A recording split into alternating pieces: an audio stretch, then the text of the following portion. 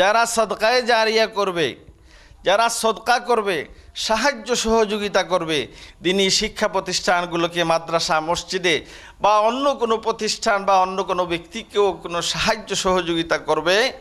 সেই সাহায্যের সওয়াব তখন থেকে শুরু করে কিয়ামত পর্যন্ত তার আমলনামার মধ্যে শুধু শুধু সওয়াব আর সওয়াবই লেখা হবে। এই জন্যে এই কোরআন ও হাদিসের আলোকে আপনাদের কাছে অনুরোধ করছি যে এই যে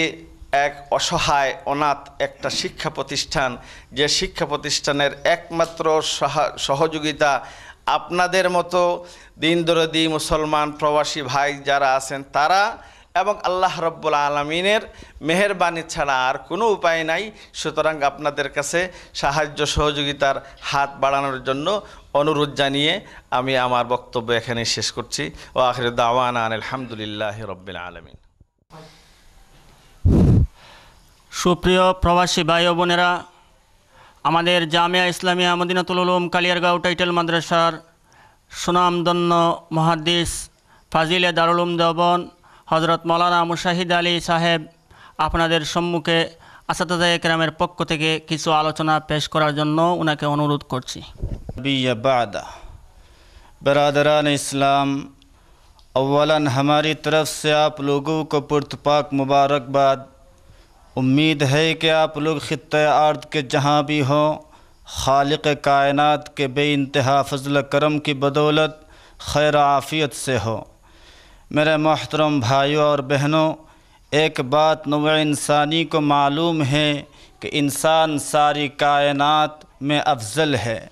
جسے رب ذوالجلال نے اشرف المخلوقات جیسا عظیم المرتبت خطاب سے نوازا ہے، لیکن اس کی افضلیت کی خصوصیت اور بنا کیا ہے؟ غور کرنے سے معلوم ہوتا ہے کہ ایک خصوصیت ہے جو انسان ہی میں ہے اور ملائکہ میں بھی نہیں ہے، گرچہ ملائکہ عالم بھی ہے، وہ تعلیم ہے۔ اسلام کا جو بنیادی سرچشمہ ہے، علم نبوت جو ذات رسول کے ساتھ خاص تھا، وہ بذریعہ تعلیم ہی ہم تک پہنچا ہے۔ بزرگان محترم، آج سائنس نے آنکھوں کو چکا چوند کر رکھا ہے، بجلیوں سے شہر روشن ہیں، ہوائی جہازوں سے فضائیں بھری ہوئی ہے، مگر یاد رکھیے سائنس اچھے سامان پیدا کر سکتی ہے، لیکن اچھے انسان پیدا نہیں کر سکتی۔ اچھے انسان صرف اور صرف انبیاء علیہم السلام کی تعلیم پیدا کرے گی۔ حامیان اسلام، ہر کس و ناقص کے سامنے آیا ہے کہ آج دنیا میں اخلاقی قدر مفقود ہے اور بد اخلاقیاں وبا کی طرح پھیل رہی ہیں۔ لوگ مادی لذات و منافع کے لیے حلال و حرام سے قطع نظر کر رہے ہیں، خدائی اخلاق اور خدائی احکام کا پس پشت ڈھال دیے۔ اس پرفتن دور میں جس سے ہم گزر رہے ہیں، مسلمانوں کے لیے واحد اور صرف واحد پناہ گاہ یہ دینی مدارس ہے۔ جان لیجئے، یہ دینی مدارس سے قومیاں دین کے قلعے ہے، جو صحیح اور مستقل خدا پرستانہ ماحول ہے، جس میں علوم خداوندی کی تعلیم اور اس کے تحت اخلاقی تربیت پر پورا زور صرف کیا جاتا ہے۔ حامیان اسلام، آپ لوگوں کو یہ بھی معلوم ہے کہ آزادی ہند کے خاموش رہنما، علم و ہنر کا گہوارہ